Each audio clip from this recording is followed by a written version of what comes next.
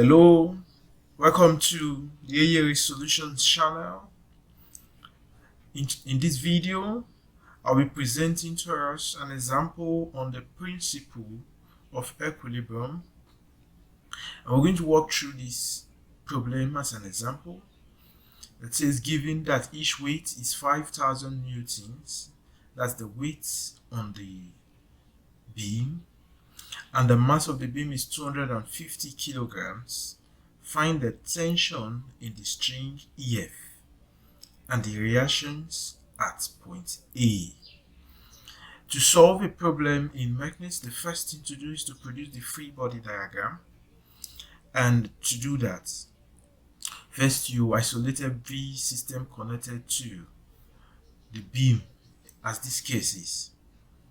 Then you begin to bring forces to represent every other body that are attached to it or that are in contact with it. So we have our coordinate system, we have the reactions at point A due to the kind of support that is there. Then we have the 5,000 Newton weight at point B. We have 250 kilograms, which is the weight of the beam, acting at the center of the beam. Then we have another weight, 5,000 newtons at point C. And we have a tension at point E, which we called EF. So now we have our free body diagrams and our space diagram. Let's quickly tag them. This is our space diagram, and this one is our free body diagram. The next thing to do is to write out our equilibrium equation that says the sum of forces in the x direction is 0, the sum of forces in the y direction is 0, and the sum of moments in any point, for this case, say point A, is equal to 0 as well.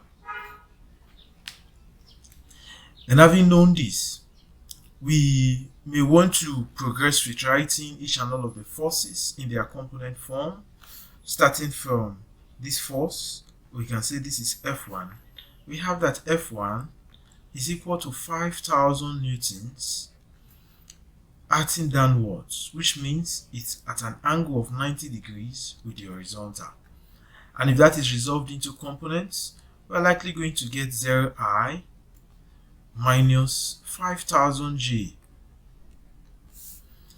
And if we do same for the second force, we can call this F2, which is the force due to the mass of the beam. We have that F2 is equal to 250 times 9.81, which is equal to 2452.5 newtons. It's also acting downwards, and if we resolve to components, we're likely going to get 0I minus 2452.5 J, minus because it's acting downwards. And the third component of force, which is the second load that's attached to it, which is 5,000 newtons as well. So we have that to be 5,000 newtons, also acting downwards, which means it's at an angle of 90 degrees with the horizontal. And if that is taken to components, we have 0I minus 5,000 J as well. And the fourth component, which is T. T is at an angle of 60 degrees with the horizontal, as can be seen in the space diagram. 60 degrees to the vertical. That means it's at an angle of 30 degrees to the horizontal. So we have our force F4, which is equal to T, that is at an angle of 60 degrees to the vertical axis. That means if this is taken to components, we're going to have T sine 60I, and it's going to be negative, because by the time we resolve this force T to the horizontal axis, we're likely going to have it pointing leftwards, which is away from the horizontal x-axis. And if we resolve it to the vertical axis, we are likely going to get t cos 60j. And it is positive because if we resolve for t to the vertical axis, it's going to point upwards. And there is also a reaction at the pin, which is Rs and Ry. Is equal to Rs in the horizontal axis, positive because it's pointing in the same direction as the positive x-axis, plus Ry, which is also pointing upwards, J. So if we are to work with our equations, EFS is equal to 0. The first one, EFS is equal to 0. So we want to add up all the components, all the S components of, we want to add the S component of all the forces to get them to be equal to 0. So we have this first one 0, we have the second one 0, we have the third one 0, and we have a fourth one minus T. This is equal to minus T sine 60, and this last one plus Rx is equal to 0. In the same vein, we can have EFY to be equal to 0. This implies that we are to add up all the J components that are present in the different forces.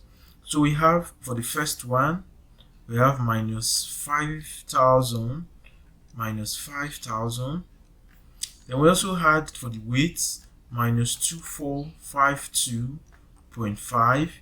And finally, for the third force, we have minus 5,000. Oh, lest we forget, there is also T components and R components. So we have plus T cos 60j, and the R component, which is plus Ry. All this is equal to 0. So we can call this equation 1, and we can call this equation 2. A third part is to find the moments of each and all of the forces so that we can add them together. So we're going to start with the first force, which we began with, and we're going to call that moment M1, which is equal to, and we are looking for moment about this point A. So we have this to be R, let's call it CA, since the force is acting at point C, cross F1, which we've gotten before in its component form.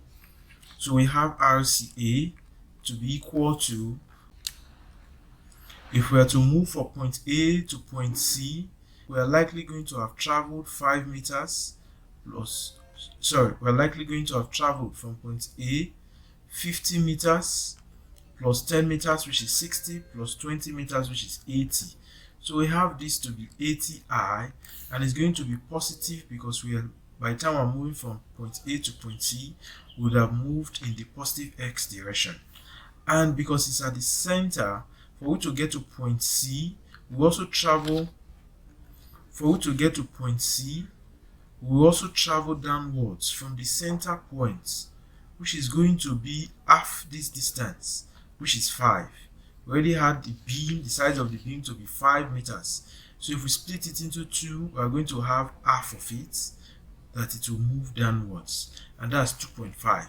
And because we are moving downwards from point A to point C, we are going to move from the center of the beam to the bottom of the beam where point C is acting.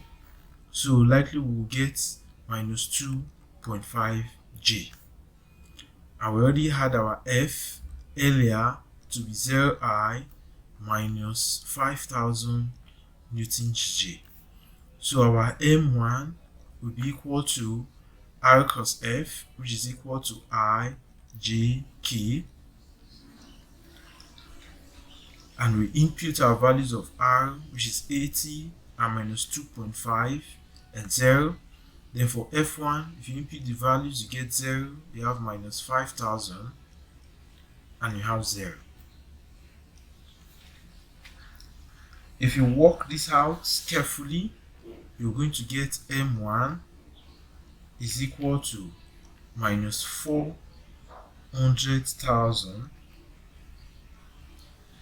k newtons meter. Then we want to quickly work out the moment of the second force, m2, which is equal to, we have identified our mass as our second force, which is acting in the center of the beam at the center location. So we have m2 is equal to RBA cross F2. RBA, of course, is alpha. This system would have moved to the center point of the beam from point A. Wherein A is in the center, so by the time we are moving from the center, we are going to have a distance of 50 plus 10, which is the center of the beam, which is going to be 60I. Okay, plus 0G. And of course, we've gotten our F2 before, earlier, to be 0I minus 2452.5 G. So our M2 becomes IJK. If you put in your values of R, you have 60, 0, 0, and you have 0, you have minus 245.5 and 0. And if you work this out, you are likely going to get minus 147,150 K newtons meter. And then is to find the moment of the third force, which is this 5,000 Newton force that is at point B. So we have that M3 is equal to RBA cross F3, and RBA is equal to, we have that this force is at point 50 meters from A, so we have 50I, and is acting at the bottom of the beam, which is 2.5 meters from 2.5 meters from the middle. So we have minus 2.5 meters G. And we already had that F3 is equal to 0I minus 5,000 G. So our moment 3 about A is equal to IJ and K put in matrix form, and we take our position vector, which is 50 minus 2.5 and 0, while our force vector is 0 and minus 5,000 and 0. So by the time you work this out using cross products as usual, we get 250,000 negative about the K axis in newtons. And the moment F4, which will be the moment as a result of the T, vector T, which is acting at point E to A, cross multiplying T in its component form. REA becomes, for this case, we had that the dimension point E is 5 meters from point A in the y direction, and it would have moved from point A in the x direction 50 meters plus 10 meters. So we have this to be 60I in the positive direction and 5J. Meanwhile, our T, which we've obtained earlier, to be T minus T sine 60 plus T cos 60J. This is I. So if we resolve this to find the moment, we're going to have I, J, and K, all unit vectors. And of course, if we bring in our position vector, we have 60, we have 5, and we have 0.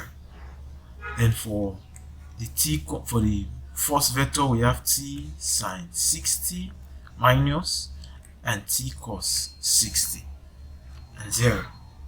So if this is resolved, we are likely going to get 60t cos 60 plus 5t sine 60 all